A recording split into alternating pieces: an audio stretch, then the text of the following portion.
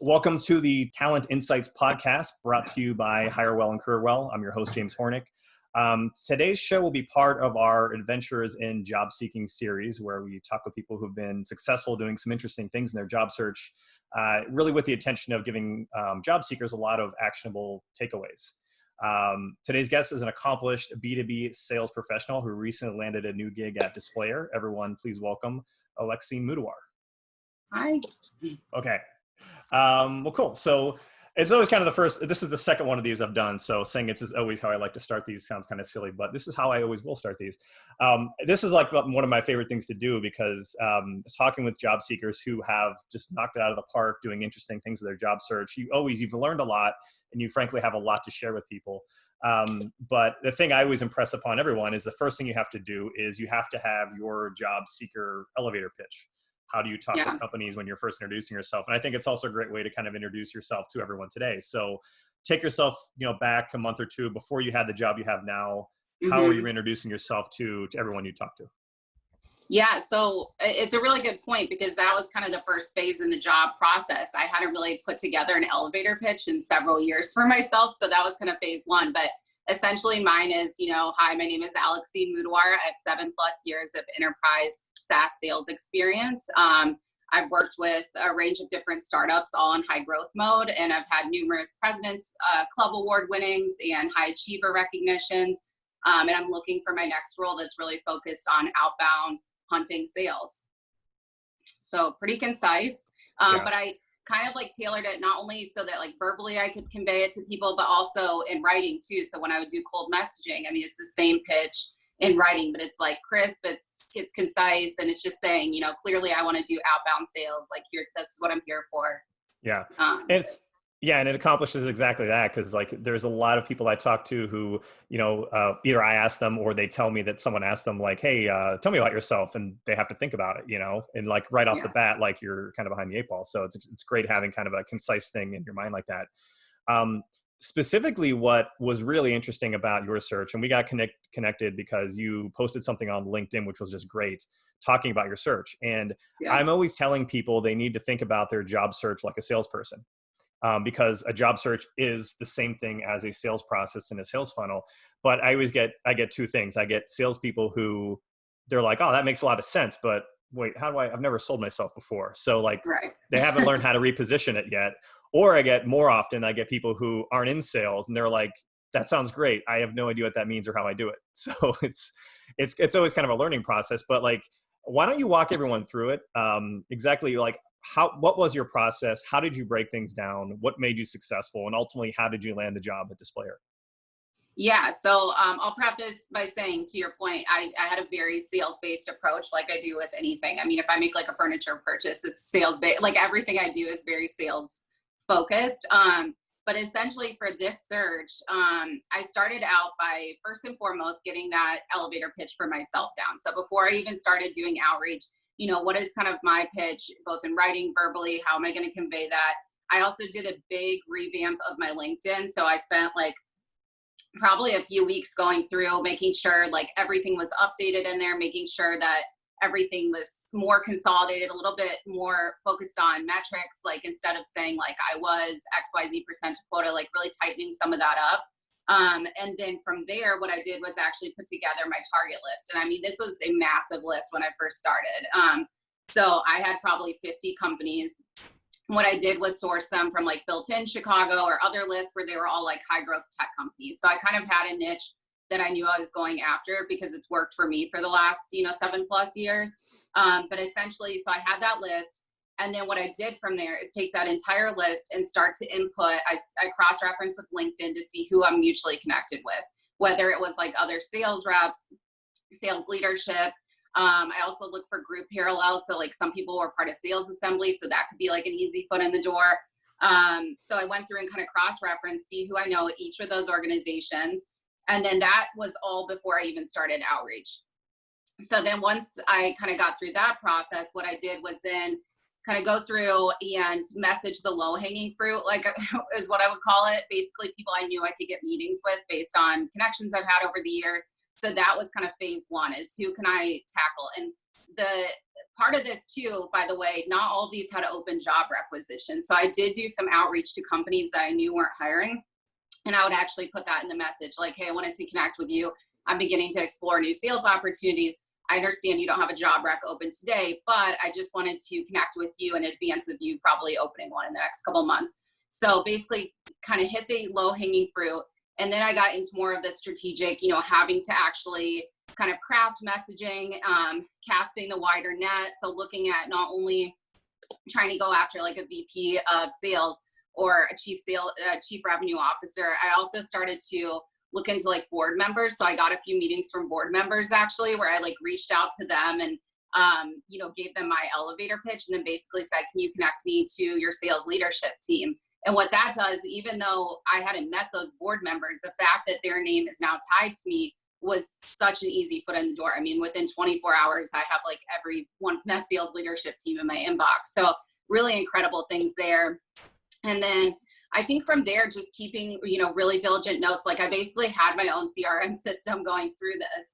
So essentially I'm, keeping that target list updated every time I'm sending an email, every time I'm going through a first round interview, and then like changing everything up.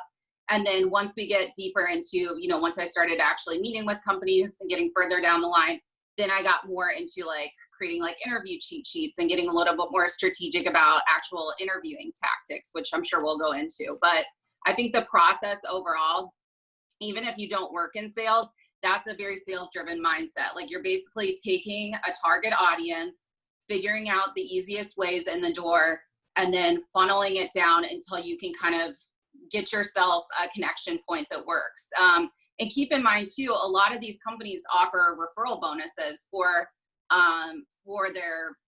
their employees. So one of the easiest things too is just even as a sales rep, I could email someone on their marketing team and say like, hey, I'm looking at sales roles. Like, would you mind being a referral for me? I know a lot of companies have a bonus structure. Really good responses that way too. So I think it's just really trying to leverage people at this point, because as you know, that you kind of have that black hole where all those applications are going right now, unfortunately. So I think, the best way in is through people.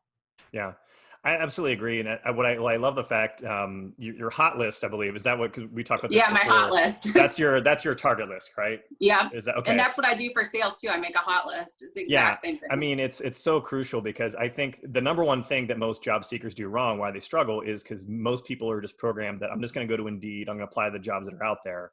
But a million people are applying to those jobs. Like Yes. You have to take some sort of proactive approach like this, where you're finding ways to kind of network in. And as you said too, it's a lot of times it's companies that don't have anything posted. Just because there's nothing posted doesn't mean they're not hiring. And also, even if there's not, maybe they are hiring now, or maybe they're going to hire in 3-4 months. Like you just don't know what the time frame is. But I think that's an important step one. So how big was you mentioned 50, or like how did you like 50 companies at the beginning. And mind you, like some of those dropped off the list almost immediately. Like some were in a hiring freeze. So I kind of had like a long list. And then at the end was like a hiring freeze bucket where I kind of kept those. And I would still do touch points with some of those companies and just check in.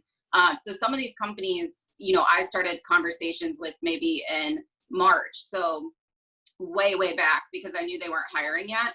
But then, the job that I ended up getting, that was like a 3-week process. So it's you kind of have to stack your deck in different ways. So you start having some strategic conversations further out, but it was a total mix. But yeah, about 50 companies initially. So it's pretty heavy.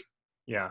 And that's, I think too, is it's a weird market right now, and I think you have to, like, I wish everyone could get a job in 2 weeks, but it's not going to be realistic. Right. So you have to always be hedging that if someone gets back and says, hey, we're not hiring now, but we're going to be looking at it in the next few months, like don't sleep on that, because you know what I mean? It may take that long. And just by kind of staying, and those situations are actually sometimes the best, just because when they finally things come back around, you're top of mind, you're kind of a known commodity to that person. So if you continue to follow up, like it definitely speaks well of like, you'll have a better relationship than other people who join the process later, I guess is my point. So yeah, 100%. Yeah. I also like and that's one thing I don't think I really thought of before, is leveraging the fact that companies have employee referral bonuses. So employees are going to be motivated to introduce you. So do you end up, I'm just curious, did you end up like talking, like meeting those people, kind of like meeting via Zoom, but like face to face, or what's that? Walk us through that, I guess, like how easy or time consuming that is. So asking for referrals from someone that's not involved in your interview process whatsoever should be like, I mean, that's where I would really, especially if I didn't have a strong network built, I mean, I would just blast out some messages and see if I can get something to stick there, because those, I mean, pretty much, I didn't do like meetings for those. Like I did very few of those because I usually had someone that I could kind of go through. But when I do those, I mean, I basically just own it and say, you know, I know a lot of companies offer this bonus incentive structure, you know, would you be willing to throw my name to the ring? And by the way, here's like a paragraph on me and what I'm about. Because, you know, realistically, we like to think that everybody wants to learn about us, but those people are busy too, so they might not have time. But just bear in mind, like I do this for friends all the time now that are looking for roles. I'll send introductions for them too, even if I'm not close to the person. Like if I just have a mutual connection, even if it's not someone I'm close to, I'll just send a note and say like it's the exact same thing. Like, I'm not sure if you offer some kind of incentive program at your company, but if so, I wanted to send you this candidate so you could funnel them into your process. Got it. And you're super quick. And you're targeting someone who's not likely in the exact interview process. So maybe there's someone marketing or something in a slightly different group.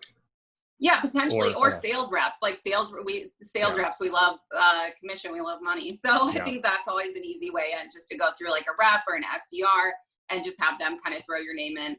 But for me, I mean, personally with my search, and also because it was more sales focused, I really worked more of those higher level points of contact when I was starting out. So like March, April was exclusively meetings with like chief revenue officers, VPs of sales, directors of sales. I mean, there was one company I interviewed with where I met their CRO, director, manager, and like another manager before I even talked to their recruiter. So it was like the weirdest interview process, because the recruiter was like, all right, now we're going to introduce you to this. I was like, oh, cool, I met them. And then like every step I'd already met everyone. So it was kind of funny, but perfect. but that's super powerful. Yeah. So it's like that call with the recruiter isn't even like a vetting session. It's just like a hello, nice to meet you, and here's the rest of the process.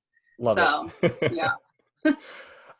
So we'll talk about, let's skip forward a little bit. So your interview, one thing you and I talked about, your interview cheat sheet, really cool. Everyone knows you need to prep for interviews, but like, I think that it's an area people know that, but they still could do better at it. So I'm just kind of curious how you prep for interviews, what you put together. I guess just kind of walk everyone through that. Yeah, definitely. So interview preparation, like it's funny, I fall into the bucket where I end up over preparing and I try to like memorize everything and then I confuse myself. So during this search, I was like, I'm not going to do that, because I end up fumbling over my words because I'm trying to like remember too many things. And a lot of times these especially like first round interviews, they're not like expecting you to come in as a product expert. So you're memorizing kind of details you don't need. So what I created was this interview cheat sheet for myself, really just to keep me on track. But essentially the top third is background on the interviewer. So it's a three-part document. Top third is background on the interviewer. So that could be the recruiter. Like I did the exact same thing regardless who I was talking to. And it's essentially like their bio, like where they went to, school. If I see that we have any groups in common, like anything I can find on LinkedIn, if there's someone they interact with that I know really well, like I could bring that up from their activity history, how long they've been with the organization. So that's section one. And that's, regardless, whoever I'm talking to, I do that. And then section two is the company kind of outline. So rather than me try to memorize everything, what I did is try to summarize in 2 lines, maybe, what that company does in a way that's digestible and natural for me to, regurgitate back to someone. So it's not like, me trying to say like, I know the complexities of your system and this and that, I'm just like, here's 2 sentences about this company. And then usually I'll highlight in there like a couple key competitors, which is super easy to find on LinkedIn. You just look at companies that are similar to this, and then you can just see on down the side and just jot 3 down. So that's kind of the mid section is about the company. And then the final section is questions that are specific to the interviewer. So if you're talking to HR, for instance, then that's more about like culture and, a little bit, I wouldn't say fluffier, but like definitely more focused on, the organization and how they collaborate. Maybe I'm asking questions about their employee resource groups. So that's kind of that. If I'm talking to a sales manager, I'm talking about like KPIs. What are you tracking on a daily basis? Like, what are some of the, what does a day in the life look like for your top rep?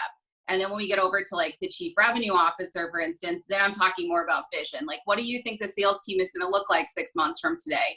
what do you need to do today to kind of get you there? So starting to think more like vision based. And then Mm-hmm. CEOs are like very similar too.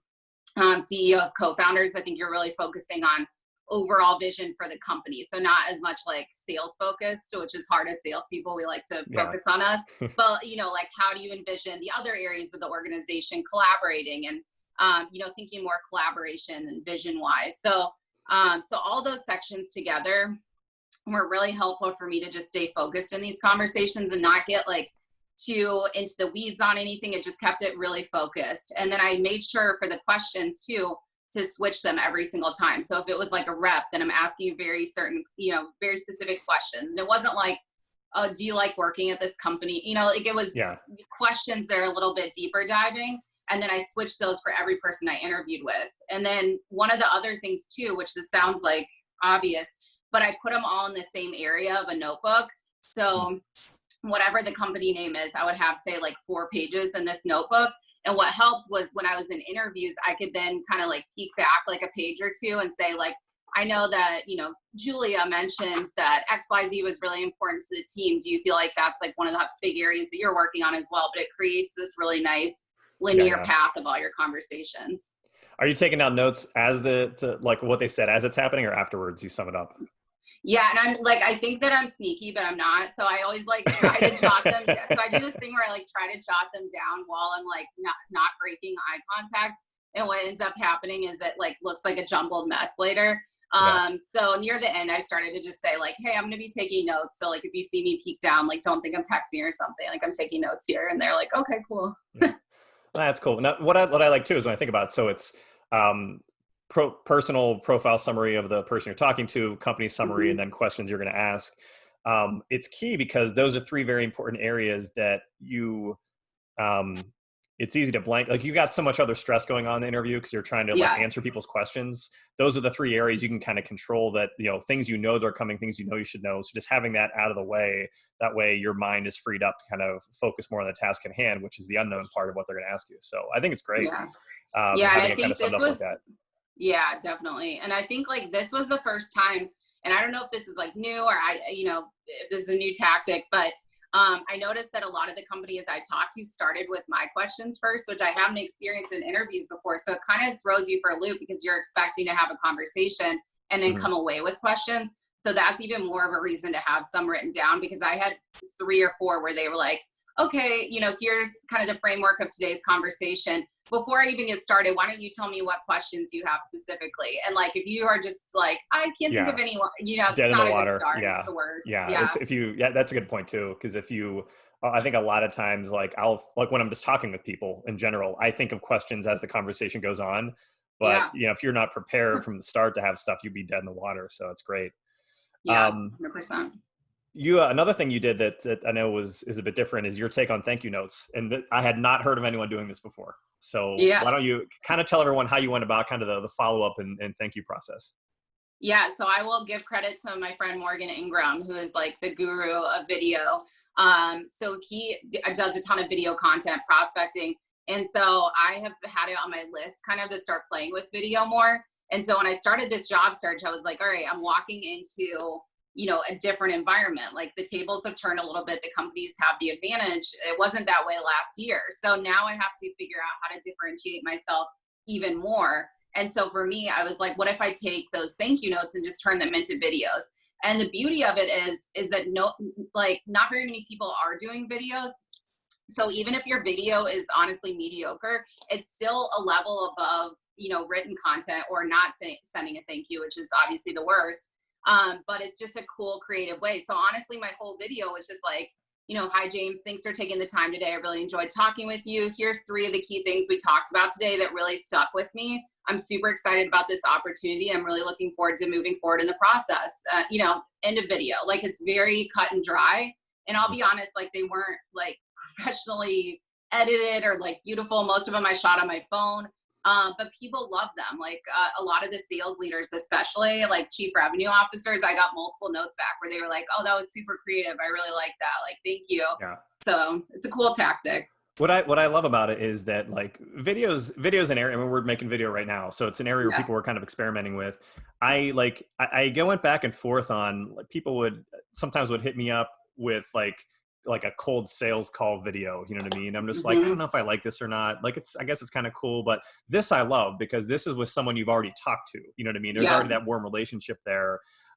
So I think it's, and I honestly, I don't know, I haven't heard of anyone else doing it. So I'm sure you mentioned you learned it from Morgan. I'm sure there's other people out there doing it, but not Yeah. many, you know, so it definitely sets Yeah. yourself apart. So that's cool. And even like a voice message would be cool too. Like, do you ever get those on LinkedIn where people just send, like, I noticed some people, I'll send like, they'll send me a note and then I respond in writing, and then I'll get one of those audio clips and it's just them responding to my message, but they're like, oh, I was driving or whatever, so I wanted to send it to you this way.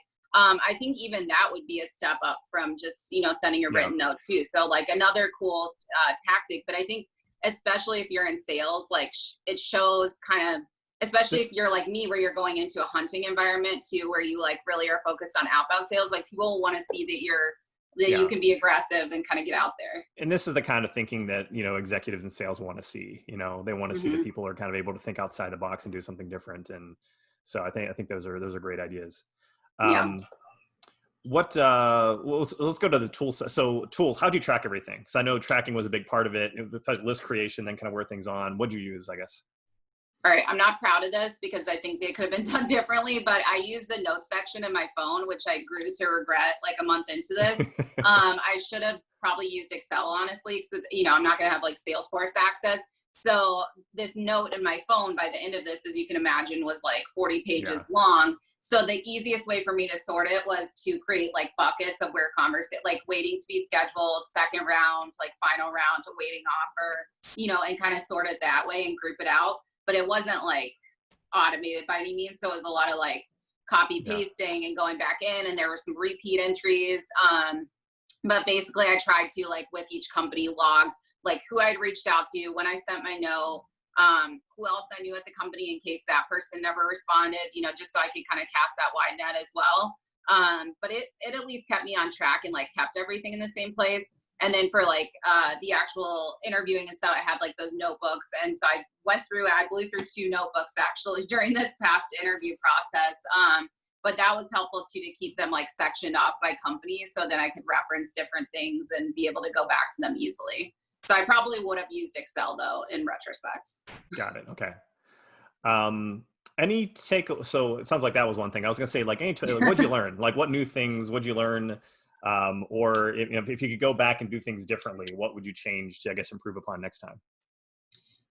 I think, you know, I almost would have started, it keeps changing, like this environment that we're in. So, you know, I guess I almost would have started like a month or 2 earlier and started having even more of those broad conversations, because even though I do think I started like a few months in advance of my search, like it's just such a weird environment right now. There's so much going on. And then you have these mass layoffs of company, you know, like LinkedIn, where you have, I mean, that's like quality sales talent that's going to be coming out of there. So it's just kind of clustering the market every time those folks kind of drop in. So I think I almost would have started sooner. I probably, I feel like I've done a decent job of this over the past few years, but I really would have focused heavily on my network and LinkedIn, and really gotten that like super tightened up before I even because I still made some changes like during the search and added sections and deleted sections. So I feel like that I wish I would have just, you know, done even sooner too. So I would say if anybody's like thinking about that, like get on it now and like get that kind of underway.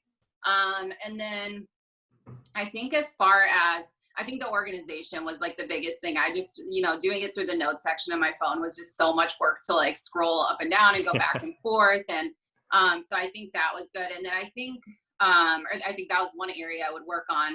And then outside of that, I think there were like a few people where I felt guilty. Like I'm actually going to dinner with a couple of them just as like thank yous now. But there were a couple of people where they kind of like helped me, and they were like, I have connections at these 4 companies. And I kind of felt like I almost like exhausted those people a little bit, where I was like, hey, can you like send that intro? Did you send that one? And I almost felt like I like put too much work on them. So I think I would have stripped away some of that work and been like, can I just send the intro on and say that I'm sending this on behalf of you, you know, things like that. So I did have some kind of a little bit of remorse in terms of just putting other people like into my process. So there's a ton of learnings, but one of the other things that I learned kind of partway through this process that helped me a ton too which again, I don't know if this is like, I always think things are like psychological tactics, but I don't think they are half the time. But so a lot of times like recruiters, when I was interviewing, would ask like, do you know about our company, or would you like me to give a brief overview and then we can kind of dive further into the conversation? And so like initially it was it's one of those questions where it seems obvious, like, oh, you can go ahead into your spiel, whatever. But then so probably like a couple interviews in, I was like, it's weird that everyone asked this question. Like, why do they even ask if they're just, if it's just going to lend itself to them starting and speaking?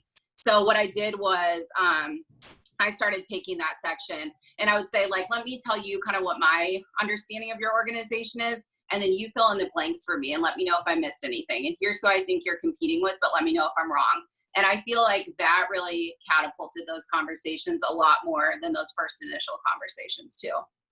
Interesting. Yeah, I like it. Yeah.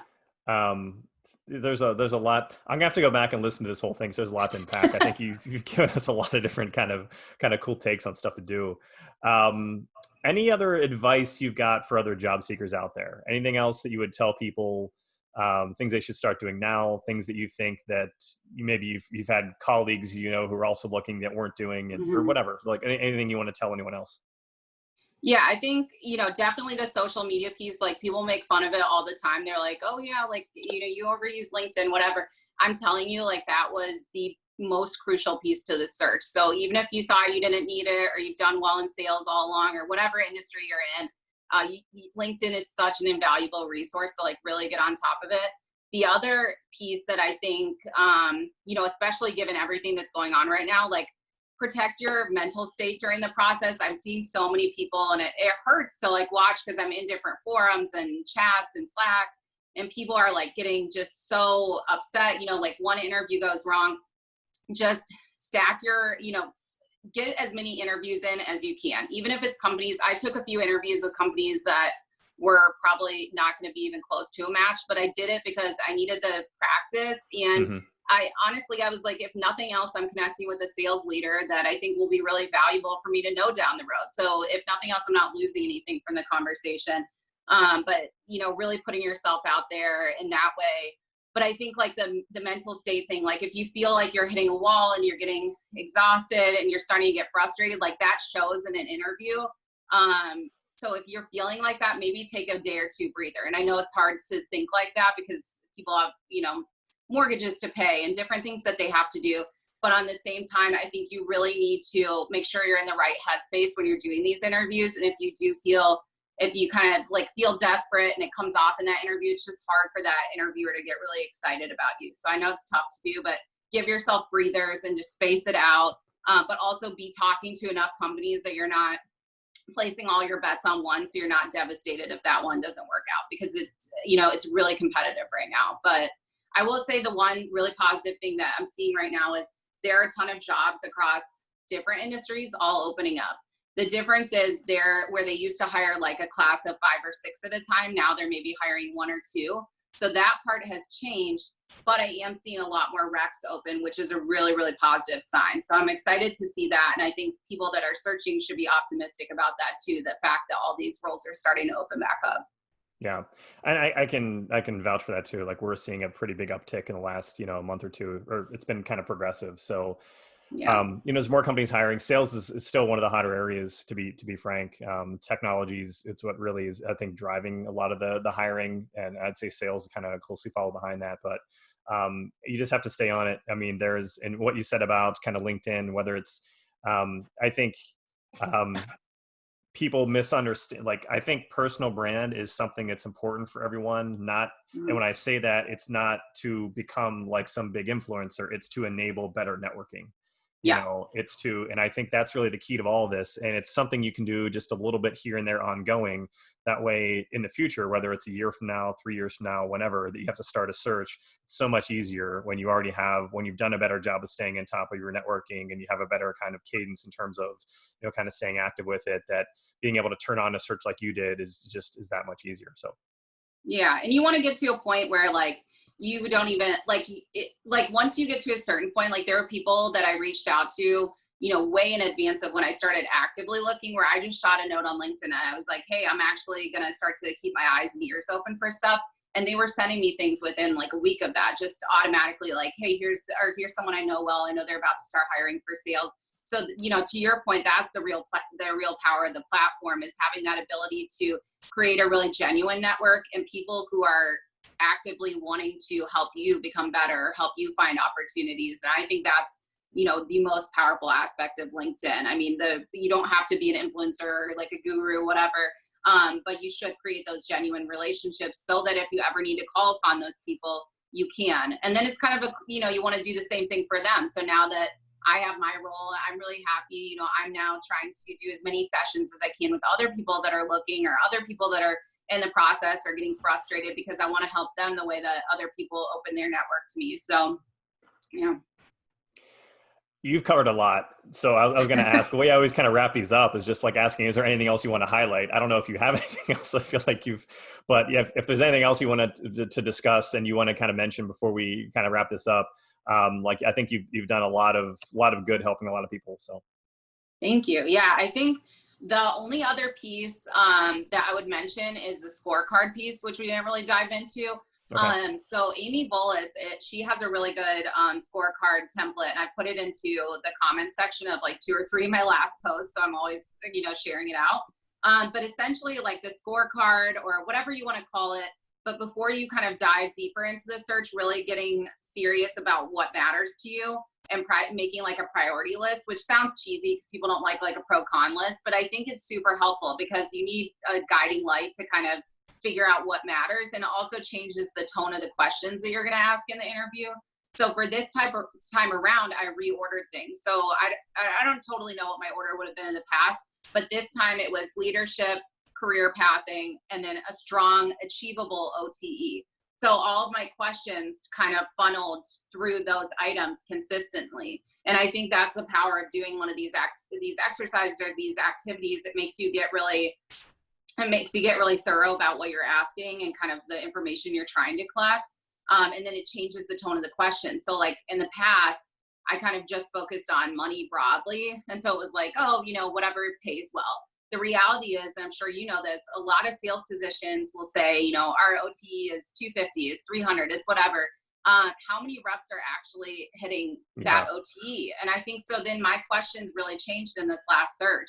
And anybody that I was interviewing with who answered that question in kind of a sketchy way, where they were like, well, a lot of our team's on pace to hit quota. And I'm like, and I would re-ask the question a little bit and I'd get a similar answer. I was like, red flag, this is it, so I think you start to get a little bit more strategic there, and you start to hear things that you wouldn't have noticed. In past searches, I've made that mistake more than once, where people are like, oh, we have a lot of reps who have potential to hit quota. And I'm like, cool, check the box, we're good. But this time I really dug into some of that. So I highly recommend like thinking about, your past roles and what really shaped success for you in those roles. And for me, a lot of that was when I had really strong leadership. So I really wanted to hyper focus on that this time around. So just something else to think about. It's great. I'm trying to think. Once we kind of wrap this up, I'll obviously be kind of resharing and posting it, but I want to include that scorecard document that you mentioned. So, but awesome. No, this has been fantastic. So thank you so much for taking the time today. And I guess everyone out there, thanks for listening to the Talent Insights podcast. If you like what you heard and want more insights from our team, visit hirewell.com/recruiting-insights. And remember to subscribe to the podcast on Apple Podcast, Google Podcast, Spotify, and YouTube. Alexine, thanks again for joining. And everyone out there, thanks for tuning in. Hit both of us up if you have any other questions, and see you guys soon. Thanks, everyone.